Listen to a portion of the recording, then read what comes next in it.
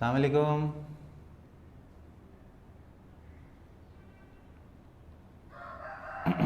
क्या हाल चाल भाई?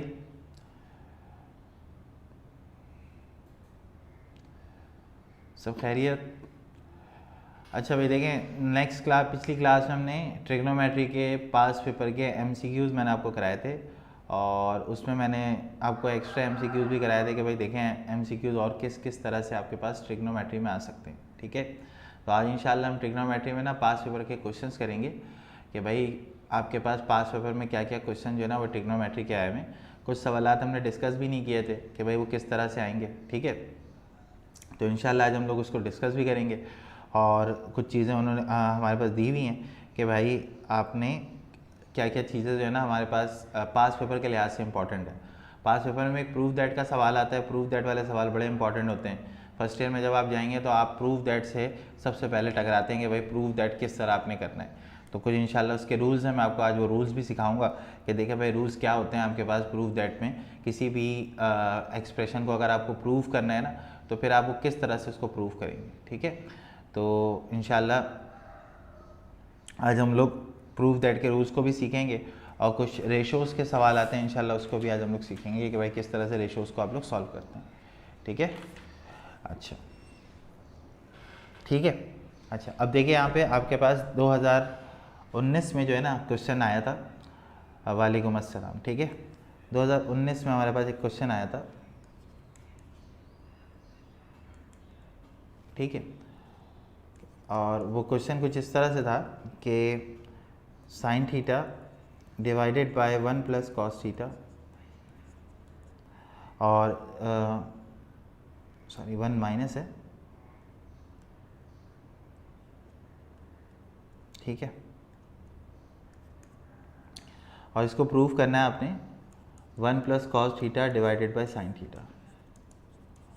हो सकता है जहाँ पे आप क्लासों में पढ़ रहे हो आपने आप डायरेक्ट कोई भी टीचर आपको साइड लेके सॉल्व करा देता होगा और आप बोलते हैं हाँ भाई भाई ठीक है सवाल तो सॉल्व हो गया ना हमारे पास।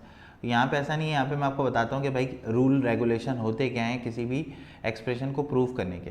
अब आपको यहाँ पे नज़र आ रहा है कि भाई मेरे पास दो फंक्शंस हैं, एक ये है एक ये है। यहाँ पे भी दो हैं, राइट पे भी दो हैं, लेफ्ट पे भी दो हैं।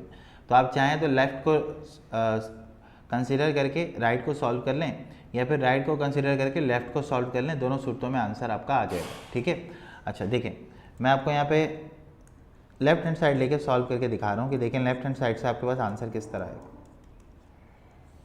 तो ये हमारे पास दिया हुआ sign theta divided by 1 minus cos theta. ठीक है, तो अब करना है क्या है आपने ये करना है कि भाई मुझे इसको इसके बराबर लेकर आना है 1 plus cos theta divide by sine theta. अच्छा रूल ये होता है हमारे पास कि हम तमाम फंक्शन को ना साइन और कॉस की फॉर्म में चेंज करते हैं। जितने भी फंक्शन होते हैं सबको साइन और कॉस की फॉर्म में क्या करते हैं, चेंज करते हैं। अब यहाँ पे ऑलरेडी साइन और कॉस की फॉर्म में चेंज हुआ है तो सर आप क्या करें। अब बेटा तुम ये देखो कि तुम्हें प्रूफ करके क्या लाना है। तुम्हें प्रूफ करके लाना है 1 plus cos theta divide by sine theta. अब तुम्हारे पास जो तुमने साइड कंसिडर किया ना उसमें साइन थीटा मौजूद है, लेकिन सर वो तो ऊपर लिखा है हमारे पास नीचे है, उसको छोड़ दो। मौजूद तो है ना, अगर मौजूद है तो तुम वो चीज़ लाओ जो तुम्हारे पास मौजूद नहीं है। तो तुम्हारे पास क्या मौजूद नहीं है, 1 प्लस कॉस थीटा। तो तुम यहाँ पे क्या करो, multiply and divide by 1 plus cos theta. ठीक है, तो ये तुम्हारा बन गया sine theta 1 minus cos theta multiply 1 plus cos theta divided by 1 plus cos theta. Same factor से तुमने मल्टीप्लाई और डिवाइड कर दिया, किसको देखते हुए, अपनी रिक्वायरमेंट को देखते हुए। ठीक है ना, अपनी रिक्वायरमेंट को देखते हुए तुमने क्या किया, तो तुमने 1 प्लस कॉस थीटा से मल्टीप्लाई भी कर दिया, 1 प्लस कॉस थीटा से डिवाइड भी कर दिया। अब देखो तुम्हारे पास ऊपर जो सिचुएशन बनेगी वो बनेगी sine theta into 1 plus cos theta. ठीक है, डिवाइड बाय क्या हो जाएगा, ठीक है, डिवाइड में क्या हो जाएगा तुम्हारे पास, डिवाइड में हो जाएगा 1 माइनस कॉस थीटा और 1 प्लस कॉस थीटा। अब तुम ज़रा गौर करो,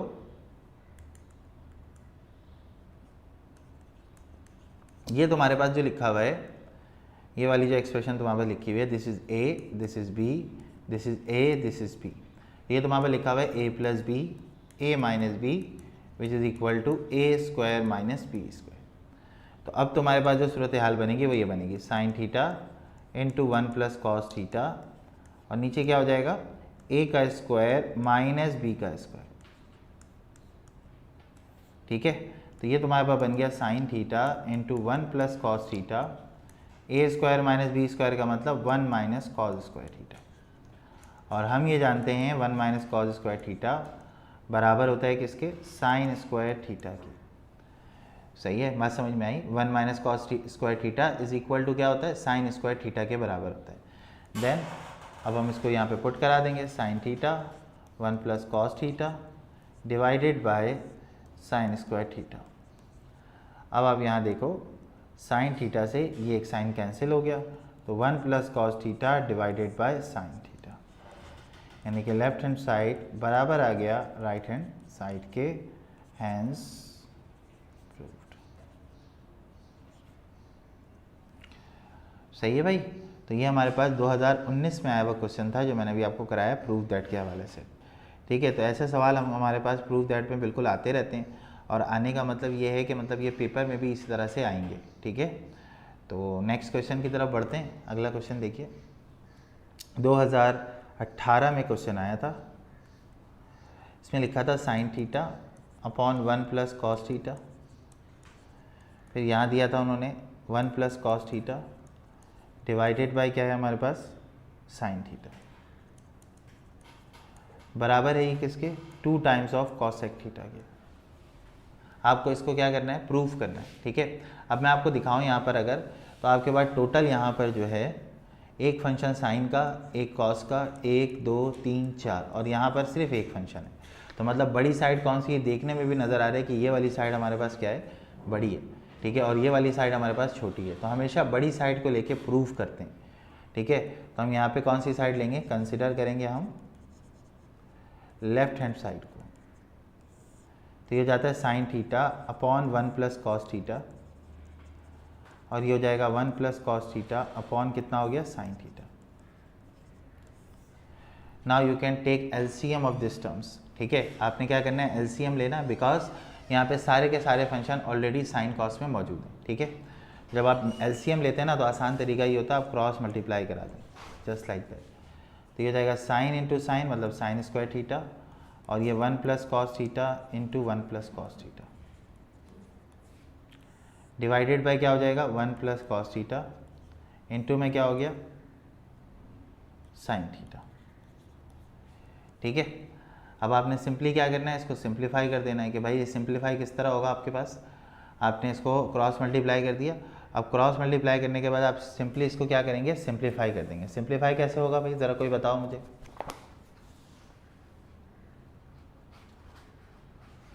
हाँ भाई,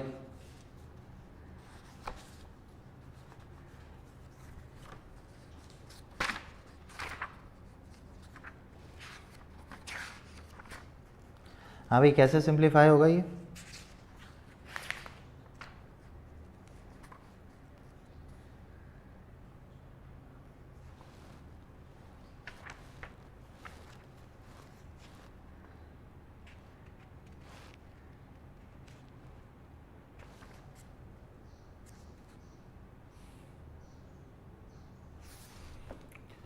हाँ भाई, कोई तरीका है इसको सिंप्लीफाई करने का हमारे पास। ओह, बीच में प्लस है इसके, ठीक है, ठीक है भाई। अच्छा, नहीं वो तो कटेगा नहीं क्योंकि वो बीच में मैंने प्लस नहीं डाला था। ठीक है, तो ये साइन इंटू साइन तो साइन स्क्वायर हो जाएगा। ठीक है, अब आप देखो यहाँ पे ये हो जाएगा आपके पास साइन स्क्वायर थीटा को हम लिख सकते हैं 1 माइनस कॉस स्क्वायर थीटा। ठीक है, और बीच में प्लस का साइन है चूँकि। चलो मैं तुम्हें नेक्स्ट पेज में दिखाता हूँ। ये साइन स्क्वायर थीटा हमारा क्या होता है, 1 माइनस कॉस स्क्वायर थीटा होता है। ठीक है, ये आ गया 1 minus cos square theta plus 1 minus cos theta 1 plus cos theta divided bye, previous page में अगर देखें तो नीचे हमारे पास 1 प्लस कॉस थीटा है, 1 प्लस कॉस थीटा इंटू में क्या होगा बेटा, साइन थीटा। अब देखो बेटा, हमें ये पता है कि 1 माइनस कॉस स्क्वायर थीटा का मतलब ये होता है कि अगर हम इसको लिखें तो 1 के ऊपर भी स्क्वायर होगा और कॉस थीटा के ऊपर भी क्या होगा, स्क्वायर आ जाएगा। ये हो गया 1 माइनस कॉस थीटा, ये हो गया 1 प्लस कॉस थीटा, डिवाइड में क्या आ जाएगा 1 प्लस कॉस थीटा, और इनटू में क्या आ जाएगा साइन थीटा। ठीक है, अब इसको फर्दर हम अगर आगे सॉल्व करें तो ये हमारे पास क्या हो जाएगा, ए स्क्वायर माइनस बी स्क्वायर का मतलब ए माइनस बी और ए प्लस बी, ठीक है। और प्लस में हमारे पास क्या हो गया, प्रीवियस पेज में अगर हम देखें तो ये 1 माइनस कॉस थीटा और 1 प्लस कॉस थीटा, ठीक है। और नीचे हमारे पास क्या टर्म्स दी हुई हैं, नीचे हमारे पास दिया हुआ 1 plus cos theta into sine theta, ठीक है।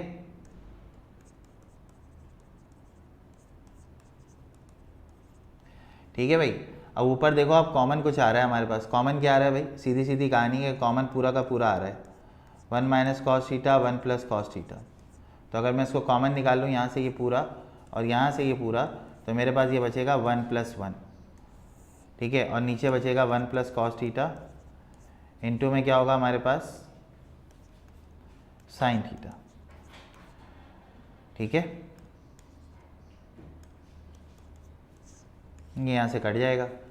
अभी हमारे पास बच रहा है क्या है, 2 अपॉन साइन थीटा, सही है, 2 अपॉन साइन थीटा बचेगा हमारे पास, ठीक है। साइन से साइन कटेगा कैसे, सही है, 1 plus cos theta in numerator right hand side, कहाँ पर बेटा,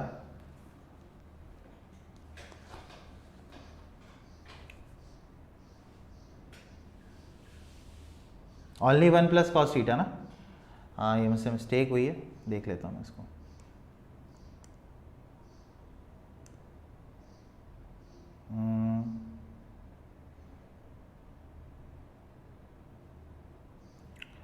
ओके ओके ओके, ठीक है ठीक है ठीक है, इसको दोबारा कर लेते हैं, कोई इशू नहीं है, ठीक है, दोबारा कर लेते हैं इसको, कन्फ्यूजन हो गई है इसमें।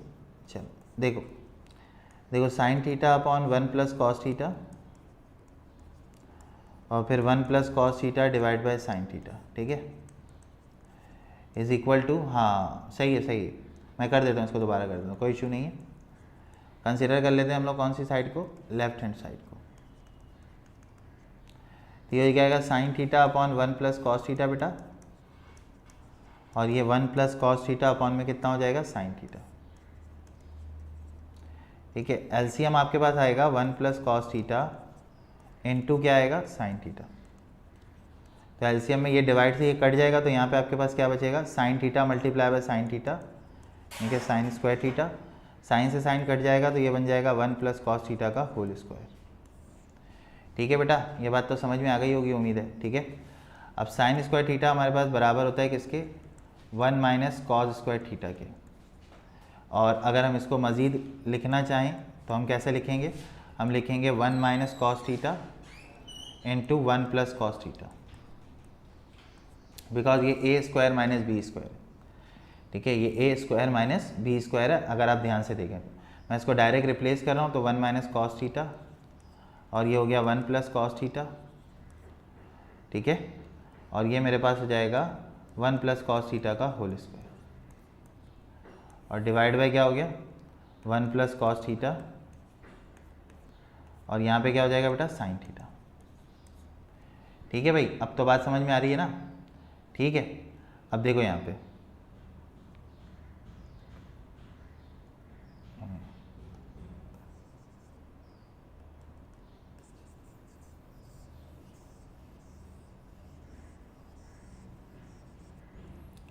सही है, प्रीवियस पेज पे अगर आप जाओगे ना, देखो यहाँ पे आपके पास दोनों तरफ ऊपर कॉमन आ रहा है 1 प्लस कॉस थीटा, तो कॉमन ले लेते हैं 1 plus cos theta. 1 plus cos theta जैसे ही आप कॉमन लोगे, सही है, प्रीवियस पेज में जाके देखो आप, तो यहाँ पे आपके पास 1 माइनस कॉस थीटा बचेगा और यहाँ पे आपके पास 1 प्लस कॉस थीटा बचेगा, ठीक है। यहाँ पे बचा 1 माइनस कॉस थीटा और यहाँ बचा 1 plus cos theta, divide by क्या हो गया, 1 प्लस कॉस थीटा इंटू में क्या हो जाएगा, साइन थीटा। अब ज़रा आप काटा पीटी देख लो, ये और ये कैंसिल हो गया, ठीक है।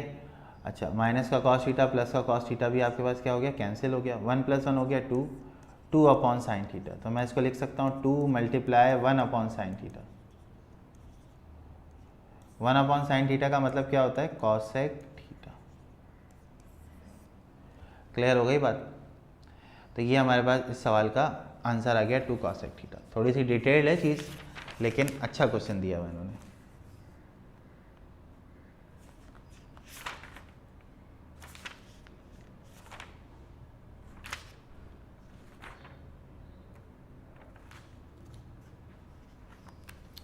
चलो नोट डाउन कर लिया सबने, देख लिया, समझ में आ गई बात। नेक्स्ट देखो,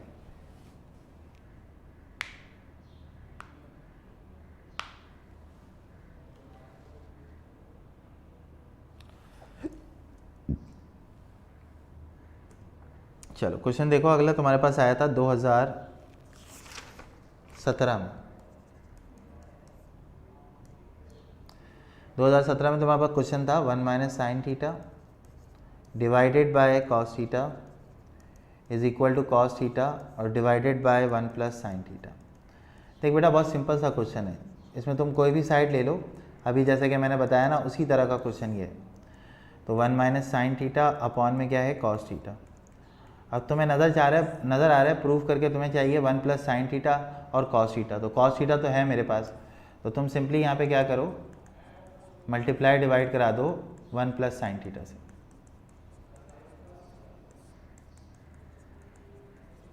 तो अब क्या हो जाएगा तुम्हारे पास, ये बन जाएगा तुम्हारे पास a का स्क्वायर माइनस b का स्क्वायर, बिकॉज ये क्या है तुम्हारे पास,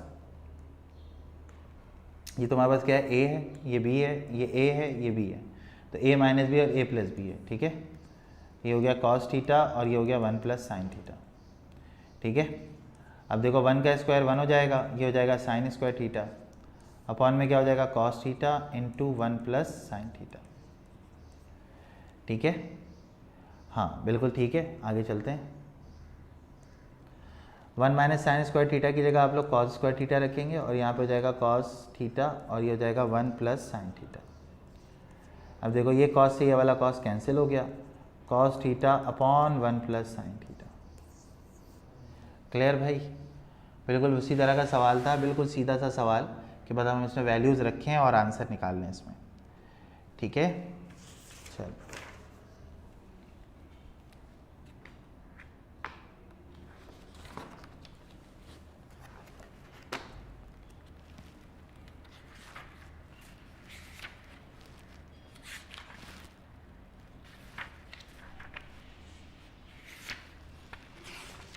सही है।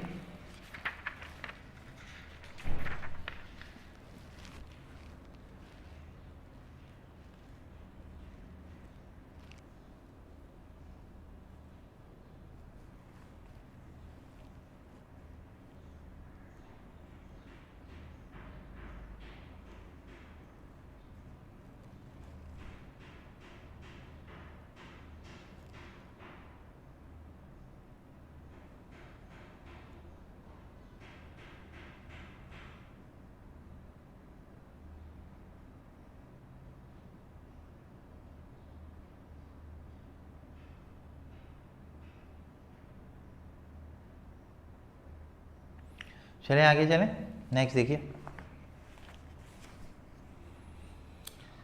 अच्छा 2019 में एक क्वेश्चन आया था हमारे पास नेक्स्ट देखिएगा 2019। अच्छा 2019 में जो क्वेश्चन उन्होंने दिया था, उन्होंने कहा था भाई सॉल्व कर दें ट्राइंगल को। ट्राइंगल को सॉल्व करने का मतलब होता है भाई तमाम एंगल निकालने और तमाम साइड्स निकालने। ठीक है ना, उन्होंने हमें दिया क्या था कि सॉल्व ट्राइंगल, ट्राइंगल को सॉल्व करें, measurement angle C equal to 90, A बराबर C बराबर है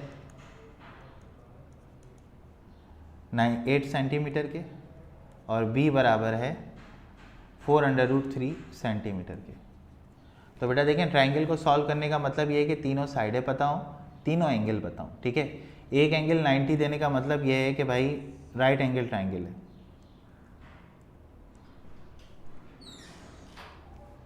ठीक है, सही है भाई। तो ये C आप यहाँ पे बना लें, ये A आप यहाँ पे बना लें और B आप यहाँ पे बना लें। अब हमें ये पता है कि भाई स्मॉल a तो ये होगा, स्मॉल c ये होगा, स्मॉल b ये होगा। सही है, ये एंगल मुझे नहीं मालूम, ये एंगल मुझे नहीं मालूम। ठीक है, तो मुझे ये दोनों एंगल निकालने हैं और मुझे a की वैल्यू चाहिए, क्योंकि b की वैल्यू मुझे पता है 4√3 सेंटीमीटर है और सी की वैल्यू मेरे पास 8 सेंटीमीटर है। समझ में आ रही है? तो एंगल ए निकालने के लिए हम लोग कॉस की आइडेंटिटी यूज़ करेंगे, मेजरमेंट एंगल ए। कॉस थीटा हमारे पास क्या होता है बेटा? बेस अपॉन हाइपोटेनियस होता है। कितना होता है बेटा? बेस अपॉन हाइपोटेनियस होता है। तो बेस अपॉन हाइपोटेनियस का मतलब क्या हुआ? बी अपॉन सी हो गया, वैल्यू है 4√3 और सी की वैल्यू है 8 सेंटीमीटर। तो कॉस ऑफ मेजरमेंट एंगल ए, ठीक है, √3/2 आ गया।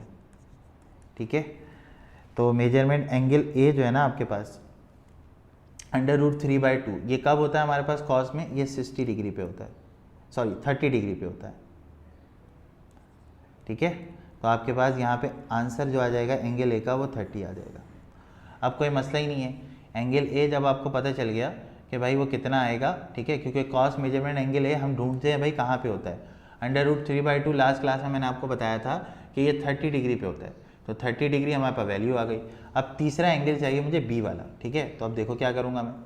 देखो measurement angle A, measurement angle B plus measurement angle C equal to 180 होता है। सबको पता है भाई तीनों एंगल का सम ट्राइंगल में 180 के बराबर होता है। तो भाई एंगल ए हमने कितना निकाला है यहाँ पे? एंगल ए हमने निकाला है 30, एंगल बी हमारे पास है नहीं मालूम है हमें,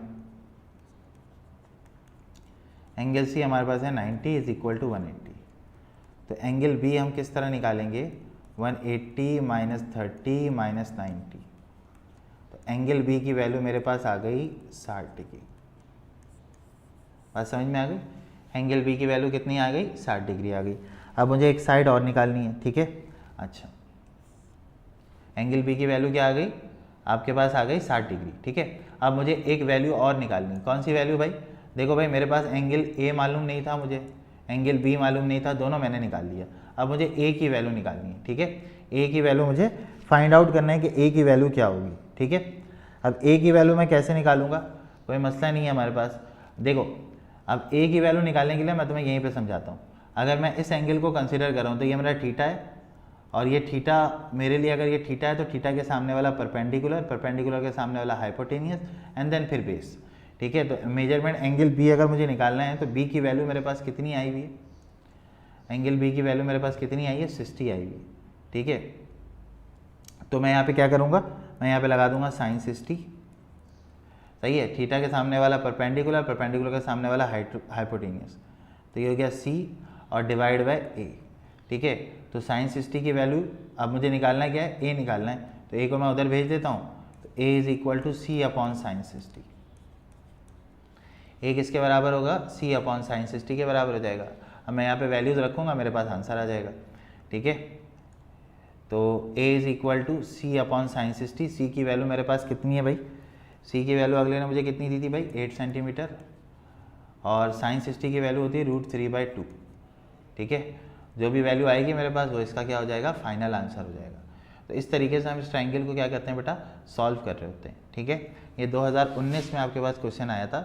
ठीक है, और इसमें यही कहा गया था कि भाई आप जो है वो ट्रिग्नोमेट्रिक रेशोज से आप ट्रायंगल को सॉल्व कर रहे हैं। अच्छा, एक अनाउंसमेंट आप लोग ये सुन लीजिए सारे के सारे जितने भी लोग ऑनलाइन हैं, कि अब हमारी क्लासेस कल से नहीं होंगी, और अब ये जो सेशन है आपका मैट्रिक क्लास होगा इंशाल्लाह ये अगले ईद के बाद हम कंटिन्यू करेंगे। ईद के बाद जो वीक आएगा इंशाल्लाह उसमें फिर हम इसकी क्लासेस को कंटिन्यू करेंगे। आज आपकी ये लास्ट क्लास है मैथ्स की। अब ये जो भी क्लासेज आपकी मैथ्स की या फिज़िक्स की होंगी वो सारी की सारी कब होंगी? वो सारी की सारी आपके पास होंगी किस में? ईद के बाद होंगी इंशाल्लाह। ठीक है, अच्छा अब देखें 2018 में एक सवाल आया था,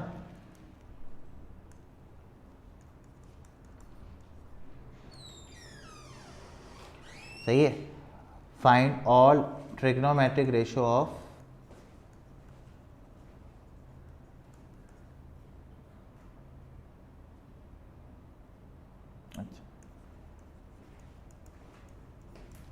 मैसेज कर दूंगा मैं आपको। ठीक है, find all trigonometric ratio of 45 degree, मतलब आपको ट्रिग्नोमेट्रिक रेशियो निकालना है 45 डिग्री का। ठीक है, अच्छा अब इसमें हमारे पास क्या होता है कि हमें एक एंगल पता होता है और हमें रेशियोज निकालने होते हैं, सारे रेशियो का मतलब क्या है? Sine theta, cos theta, tan theta, cosec theta, सब कुछ हमें निकाल के उसको देना होता है। ठीक है, तो हम सबसे पहले ना इसमें एक ट्राइंगल कंसिडर कर लेते हैं और हम उसको बता देते हैं कि भाई देखो हमारे पास जो मामला है वो ये है कि ये सी हो गया, ये बी हो गया, ये ए हो गया, और ये हमारे पास स्मॉल बी है, ये स्मॉल सी है, ये स्मॉल ए। यहाँ पे जो एंगल है वो आपका 90 होता है और एक एंगल हमने खुद से कंसिडर किया है, ये 45 है। ठीक है, तो मैं आपको शॉर्ट करके सारी कहानी बता रहा हूँ। ये देखिए मेजरमेंट एंगल बी जो है वो 90 है और मेजरमेंट एंगल सी जो है वो आपके पास बी जो है वो 45 है।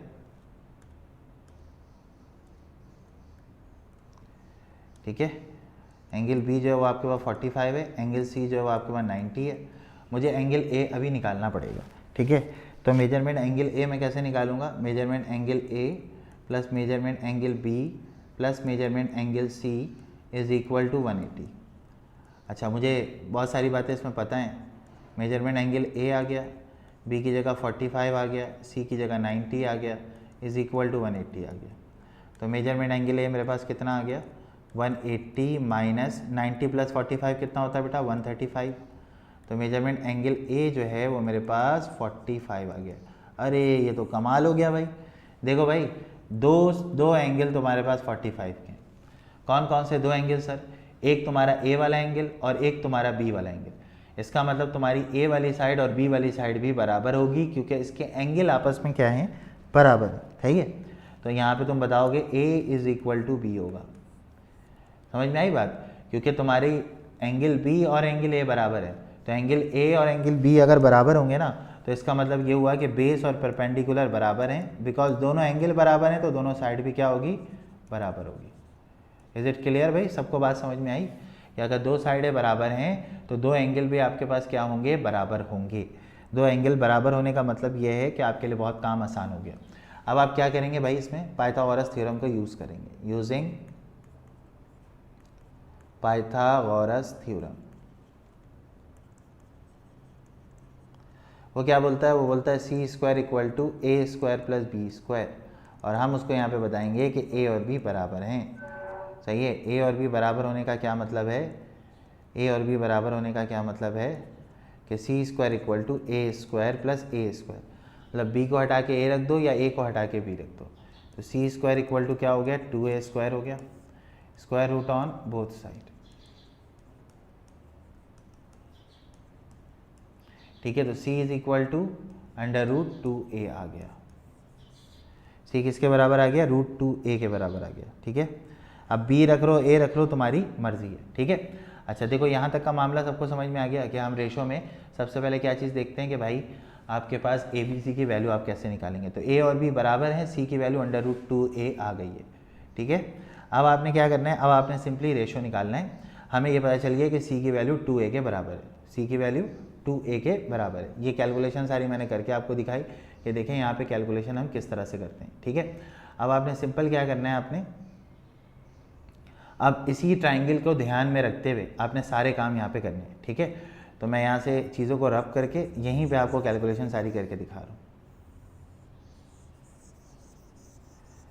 आप वीडियो को दोबारा देखेंगे तो आप ये चीज़ें आपको मिल जाएंगी, आप स्क्रीनशॉट लेके अपने पास भी रख सकते हैं। ठीक है, अच्छा अब मुझे करना क्या है? मुझे ये बात पता चल गई कि भाई ए और बी बराबर हैं और मेरे पास सी की जो वैल्यू है वो कितनी आई है? सी की वैल्यू मेरे पास कितनी आई है? रूट 2a के बराबर आई है। तो मैं यहाँ पे लिख लेता हूँ C is equal to root 2a हो जाएगा। अब अगर मुझे साइन 45 निकालना है तो साइन थीटा पागल होता है। साइन थीटा ये बन रहा है, तो थीटा के सामने वाला परपेंडिकुलर के सामने वाला हाइपोटेनियस। ये थीटा के सामने वाला परपेंडिकुलर के सामने वाला हाइपोटेनियस, यानी कि ये बनेगा b अपॉन सी। और मैं जानता हूँ b जो है वो a के बराबर है, b और a बराबर हैं, तो मैंने b की जगह पे a रख दिया। ठीक है, और c की वैल्यू मेरे पास कितनी है? Under root 2a। a से a मेरा कट गया, तो साइन 45 मेरे पास आ गया 1 अपॉन अंडर रूट 2। ठीक है, इसी तरह cos 45 निकालूंगा मैं। cos 45 क्या होगा? cos 45 हमारे पास cos थीटा का फॉर्मूला क्या होता है? हमारे पास cos थीटा होता है b अपॉन h, यानी कि बावला होता है। ठीक है, तो बावला होने का मतलब यह है थीटा के सामने वाला परपेंडिकुलर के सामने वाला हाइपोटेनियस और ये बेस, तो इसका मतलब ये a अपॉन c हो जाएगा। a को वैसे ही रहने देंगे हम लोग। c की वैल्यू मेरे पास कितनी आ जाएगी? सी की वैल्यू मेरे पास कितनी आ जाएगी, √2a। तो a से दोबारा कट गया, आंसर मेरा 1/√2 आ गया, यानी कि cos 45 मेरा √2 आ गया। इसी तरह मेरे पास है tan थीटा। तो tan थीटा हमारे पास होता है परपेंडिकुलर अपॉन बेस। तो थीटा के सामने वाला परपेंडिकुलर यानी कि b, और बेस हमारा होगा a, तो b/a। ठीक है, इसका मतलब ये हुआ कि यहाँ से मुझे थीटा 45 लेना है, थीटा मुझे क्या लेना है, tan 45। अच्छा, b की वैल्यू मेरे पास कितनी है, अच्छा b और a मेरे लिए बराबर है, तो a और a कट गया, तो tan 45 इज इक्वल टू 1 के बराबर आ गया। ठीक है भाई, sine theta, cos theta, tan theta तीनों निकाल दिया मैंने कि भाई देखें ये आपके पास sine theta, cos theta, tan theta हो गया। अब अगर आप कॉसेक को बोलेंगे तो मैं कॉसेक को भी निकाल दूंगा। कॉसेक में क्या होगा, जो b/c मैंने लिखा है, जो b/c मैंने लिखा है कॉसेक 45 में, वो आपके पास हो जाएगा c/b। ठीक है, तो c/b का मतलब हो गया कि √2a ऊपर आ जाएगा और a नीचे आ जाएगा, तो a से कट गया तो आंसर आपका √2 आ जाएगा। This is cosec 45। अब इसी तरह आप सेक भी निकाल सकते हैं और इसी तरह आप कॉट भी निकाल सकते हैं, तरीकाकार यही रहेगा। सही है, तो ये बहुत आसान सी चीज़ थी जिसमें हमने ट्रिग्नोमेट्रिक रेशो को निकालना सीखा कि ट्रिग्नोमेट्रिक रेशो हमारे पास निकलता है किस तरह से। ठीक है, ट्रिग्नोमेट्रिक रेशो किस तरह निकलता है वो अभी आपने देख लिया कि भाई किस तरह से आप ट्रिग्नोमेट्रिक रेशो को कैलकुलेट करेंगे। ठीक है, तो ये हमारे पास तरीकाकार था किसका, 30 डिग्री का, 45 डिग्री का। यही सेम तरीकाकार आपके पास किस में होता है, 30 डिग्री में भी होता है। तो दोनों का तरीका तो सेम है हमारे पास, दोनों का तरीका सेम है, तो मतलब आप दोनों को एक ही तरीके से भी निकाल सकते हैं। ठीक है, सिर्फ आपको ध्यान ये रखना है कि आपके पास जो मामला है वो बिल्कुल इसी तरह से चलेगा। ठीक है, सही है भाई, बात समझ में आ गई।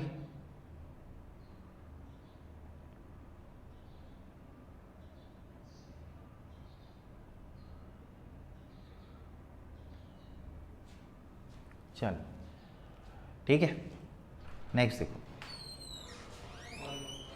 ठीक है, अब अगला मुझे क्या करना है, अगला मुझे सॉल्व करना है कि भाई प्रूव दैट, 2012 में एक क्वेश्चन आया मेरे पास, प्रूव करें cot beta plus tan beta is equal to क्या प्रूव करना है मुझे, cot beta into sec square beta. ठीक है भाई, बताओ भाई कैसे सॉल्व करेंगे इसको।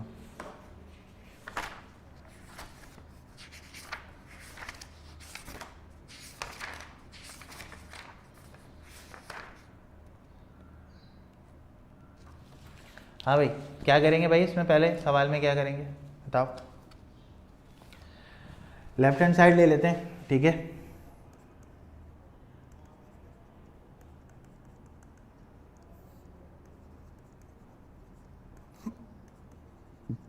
अच्छा हम लोग ये बात अच्छी तरह जानते हैं कि कॉट थीटा जो होता है ना, कॉट थीटा वो बराबर होता है किसके, cos theta upon sine theta के, और टेन थीटा जो है वो बराबर होता है sine theta upon cos theta के। तो अब तुमने यहाँ पे रिप्लेसमेंट करनी है, तुम यहाँ लिखोगे cos beta upon sine beta, और यहाँ लिखोगे sign beta upon cos beta. सही है, सिंपल है कि हम इसको क्रॉस मल्टीप्लाई करके एलसीएम ले लें। ठीक है,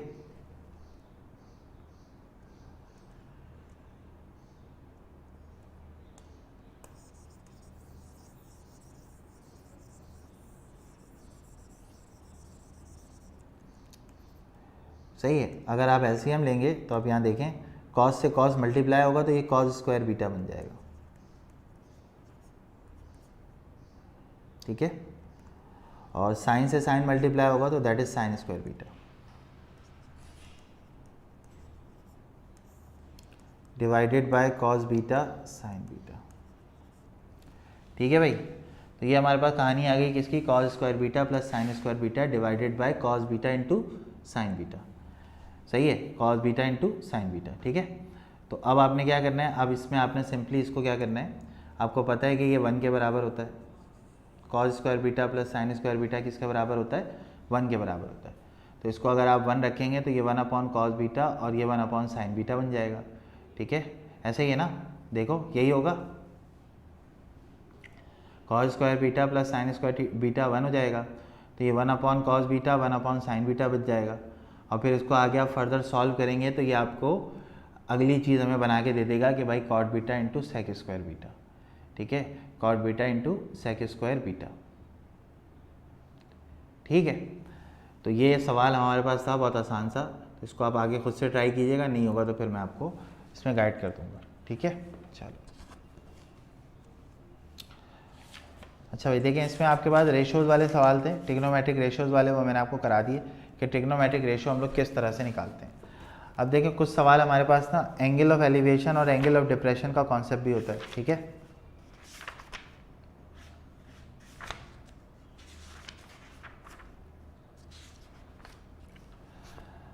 सही है, तो ये हमारे पास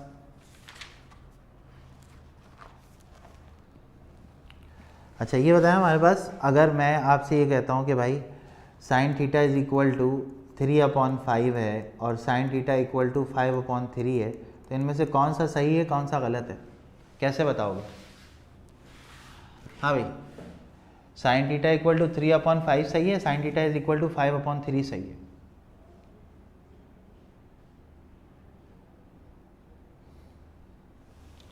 हाँ भाई जल्दी से बताओ।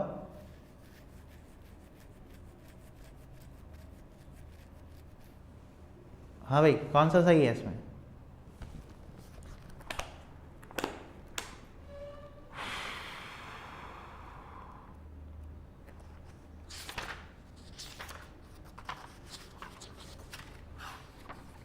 हाँ भाई कुरतुलैन, बाकी लोग भाई कौन सी वैल्यू सही है इसमें? 3/5 सही है या 5/3 सही है?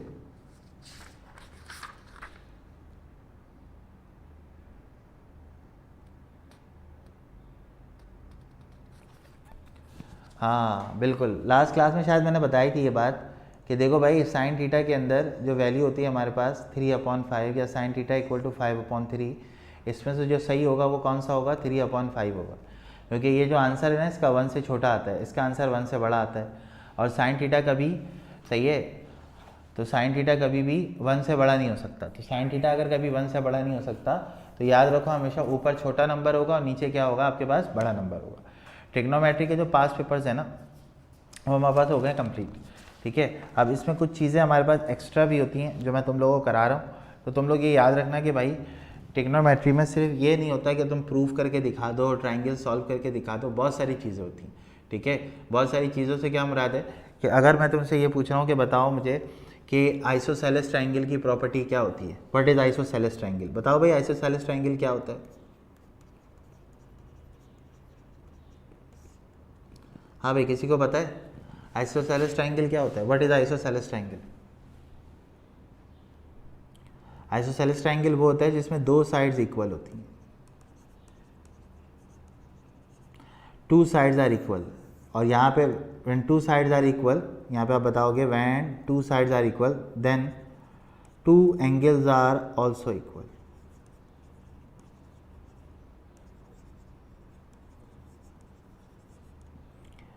ठीक है, बात समझ में आई? जब दो साइडें इक्वल होंगी तो दो एंगल भी आपके पास क्या होंगे? इक्वल होंगे।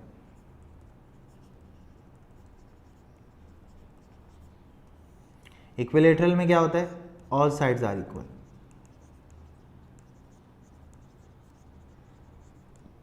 ऑल साइड्स आर इक्वल का मतलब कि ए बराबर बी बराबर सी, तो एंगल ए बराबर एंगल बी बराबर एंगल सी। और याद रखो इसमें एंगल 60, 60 और 60 के अलावा और कुछ नहीं हो सकता। समझ आई बात? इक्विलेटरल ट्रायंगल में तीनों के तीनों एंगल बराबर होते हैं और तीनों की तीनों साइड भी क्या होती है हमारे पास? बराबर होती है। आइसोसेलेस में दोनों क्या होते हैं? दो साइड्स बराबर, तो दो एंगल भी बराबर होंगे। ठीक है, अच्छा अब देखो आगे। अगला होता है हमारे पास स्केलिंग, स्केलिंग ट्रायंगल।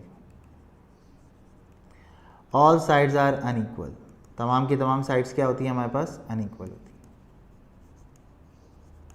मतलब A is not equal to B is not equal to C, तो angle A is not equal to angle B और angle B is not equal to angle सी।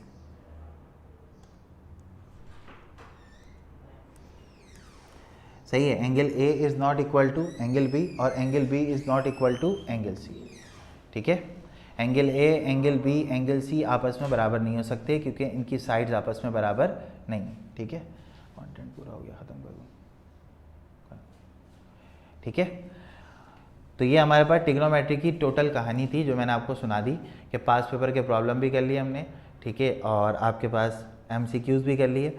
अच्छा, अनाउंसमेंट हमारे पास ये है कि भाई अब आपकी क्लासेस आज के बाद रमज़ान में नहीं होंगी। ठीक है, रमज़ान में अब आपकी क्लासेस नहीं होंगी। ठीक है, ये याद, अब ये अनाउंसमेंट है, इंशाल्लाह व्हाट्सएप ग्रुप में भी हम लोग डाल देंगे। ठीक है बिनाम भाई, ठीक है। और अब आपकी क्लासेस ईद के बाद कंटिन्यू होंगी। आफ्टर ईद जो है क्लासेस आर कंटिन्यू। ठीक है, तो मैं अपनी क्लास यहीं पे आज ख़त्म कर रहा हूँ। कंटेंट हमारा आज कंप्लीट हो गया इंशाल्लाह, तो फिर हम इंशाल्लाह इसको ईद के बाद कंटिन्यू करेंगे।